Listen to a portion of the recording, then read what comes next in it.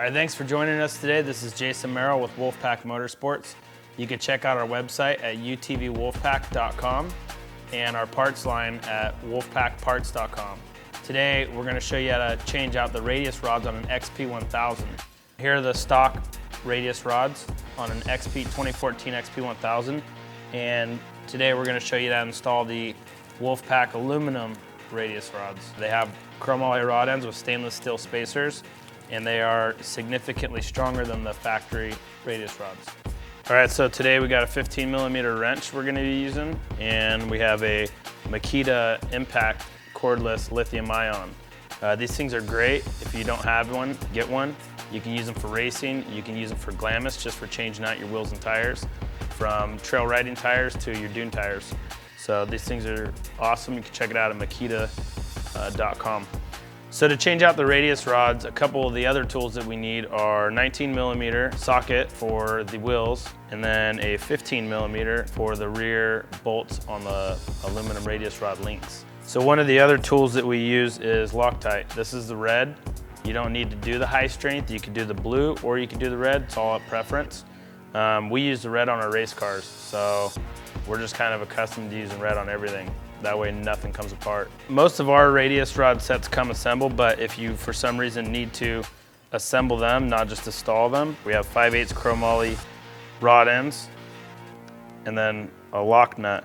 And pretty much when you're putting these together, all you do is spin them on.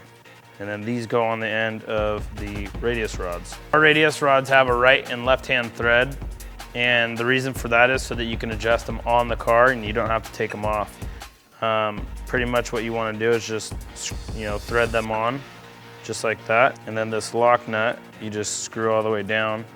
And once you get both of them, set up and you get the radius rods at the same point that you want them to be, which is the stock length, you want to put a wrench on these and kind of tighten them down, snug them down so they're nice and tight. So once you're done with one, pretty much repeat that with all the 5/8 chromoly rod ends and the lock nuts. Repeat it on both sides. Keep in mind there's a left-hand thread and a right-hand thread, so make sure you're threading it in the right way and you're not threading it in backwards. So first thing we need to do when we're replacing the XP1000 radius rods is you want to get a jack and 2 jack stands, and you want to jack the car up. Get the jack stands in good positions, drop them down, shake the car a little bit, make sure it's stable. After you do that, you want to take the wheels and tires off, and you want to go to the outer radius rod area, which is over here, and you want to take off the brakes first. You need to take off the wheel and tire. So when you're taking off the wheel and tire, the factory lug nuts are 19mm. When you come on the inside, you have the brakes you need to take off. Those are a 15mm.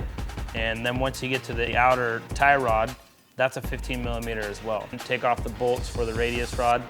Then you want to come here and take off the bolts out here and the nuts for the radius rods out here and this back plate. And then we will show you how to do all that. All right, so we have our Makita Impact with the 19mm socket on the end, and we'll go ahead and take these off. Pop that wheel off. So we got a 15 long socket.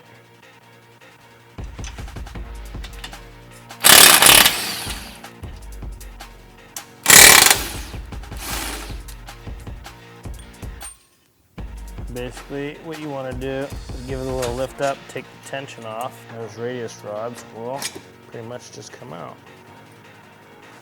Just like that. Come to the other side and repeat.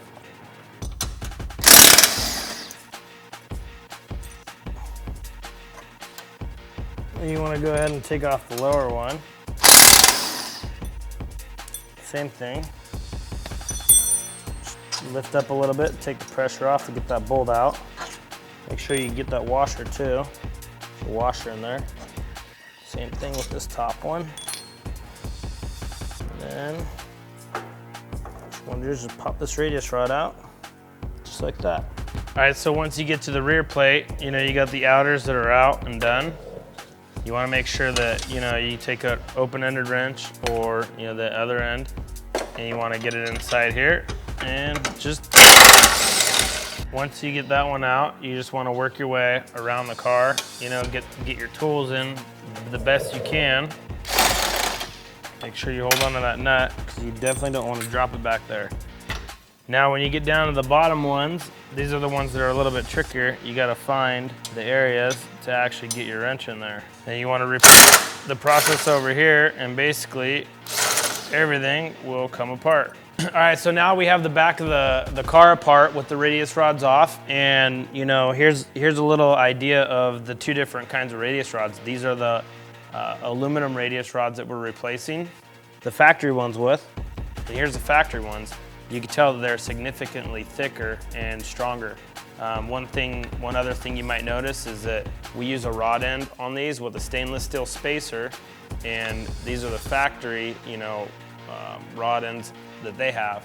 Anyways, when you replace your radius rods, you have the fixed ones and then you have the adjustable ones. Once you put the adjustable ones on, adjust them to the factory lengths. To kind of make things easier when you're lining up the factory radius rods, I use the actual bolts off the rear plate. Basically, we take the spacers that we use, go ahead and put them inside. And then, we basically twist out. We do the same thing on the back with the short ones. And then you want to spin the radius rod heim outward to where you get it lined up with that one. So what you want to do is you just basically, you want to keep rolling these things out until they get close to the factory settings. And then what I do, just to make sure that they're dead on, I take the actual bolt, run them through, and I put them on top like that. And I put this one just like that. It doesn't get much easier than that. You just want to make sure that your rod ends on both sides are pretty even as far as thread counts go. So you just count the threads out on both sides.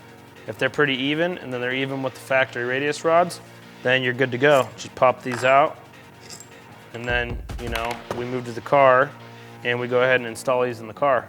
We've already gone ahead and set these up to where they need to be set up lengthwise, and the longer radius rods, you'll notice that two of them are longer than the other two, and the longer ones go on the bottom. We're gonna start on the outside, and we're gonna put the shorter spacer on first. You wanna go ahead and slide this up. And we already put Loctite on our bolts. You want the bolts to go backwards. You want my nuts to go on. So that's one. I would grab the other radius rod, do the same exact thing. Grab the short spacers, stick them in the rod end, set it up there, slide that in. Should slide right in smooth. And same thing, you always want to make sure you put Loctite in everything. We put it on everything that we touch on the car. Go ahead and screw that on. So now you have those two on, we're gonna go to the other side. We have the Wolfpack logo on one side. And if you notice, we have both Wolfpack logos on this side. By nature, you're gonna wanna have the Wolfpack on the outside. You actually want the Wolfpack on the inside over here. The reason that is because if you ever want to adjust these or tighten them, they adjust this way the same and they adjust this way the same on both sides. If you have them flipped, then it's going to be reverse and you might get confused. So basically, you just repeat the process that you did on the other side, put the short spacers in. Then what you want to do is you want to make sure that the shorter radius rod is on top, just like that. Keep in mind, you got Loctite on the bolt already. We already pre-Loctite all of our bolts before we stick them on. Now, repeat the process one more time. Short spacers on the outside, just like so. Get it up underneath, take the bolt, slides right in, put the nut on. Now once you have that done, what you want to do is you want to take the long stainless steel spacers and you want to go ahead and set those in there just like so. Two more on this side. We like to do two at a time. Makes it a little bit easier. That way you don't drop, bolts and nuts all over the place. Grab your bolts and nuts and your rear plate. And make sure you put your rear plate on the right way. And once again, you want to make sure that you have Loctite on your parts. Now the big thing here is adjustment. You might need to pull up on it a little bit to get that in there. Once you have it in there, put a nut on the back. We like to start with the top. That way it kind of holds things into place. Same thing over here, and it will slide right in. Go ahead and put that back bolt on. You know, make sure all these have Loctite on them. So now that you got those done, you want to come down to the lower radius rods. You know, you just want to make sure, same thing, spacers on the outside. The large spacers go on the outside. Get your bolts and nuts. Kind of just have to adjust that just like that and then let it slide in there.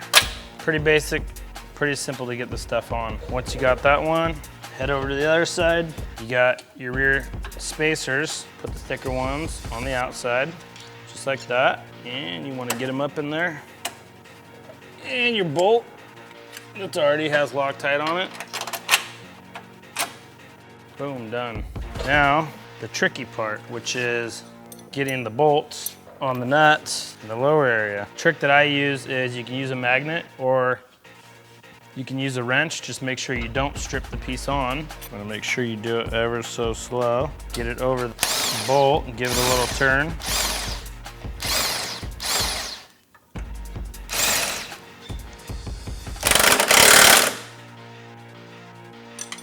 With practice, you'll be able to get these on pretty easy, pretty quick. We use an impact gun and spin it on, makes it a little bit easier.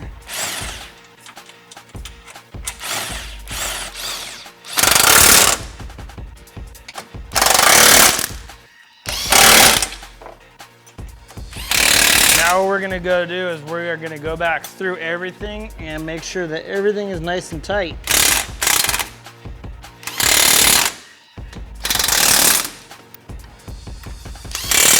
Once you're done with that, basically you have the radius rods. Want to make sure these nuts are tight. Set the radius rods to where the Wolfpack is sitting out. Once that's done, you just want to take 2 crescent wrenches, put one on top, and give it a little tighten. That's tight. Same thing here. Tight. Basically, you want to repeat that all the way around. That way, everything's nice and tight. Once you have everything snugged up, it's time to put the wheels and tires back on. Take your 15 back off. And put your 19 back on. Put your 19. Get that back on. Keep in mind when you're putting your wheel lugs back on, you always want to hand tighten them first before you use any kind of wrench, because you don't want to strip them. Once you have those on, then you want to hit it with an impact. You hit it, always go opposite. It is time to jack your car up off the jack stands. We put a block of wood under there, makes it a little bit easier. So, jack stands out, and put the car down. You know, if you wiggle the car around, the car will settle down. Your wheels are pretty straight up and down. And if they're straight up and down, then you did it right. And these things are nice and tight. They're not gonna turn on you. They will rotate a little bit because they gotta have a little bit of play. And that is how you install radius rods, aftermarket or even factory. So these ones right here are the Wolfpack Edition radius rods. They are a lot stronger than factory. So if you race, or you go to Glamis and you don't ever want to have to change out your radius rods again, these are a very good option to get. We also make tie rods, and in the next video we'll show you how to do that.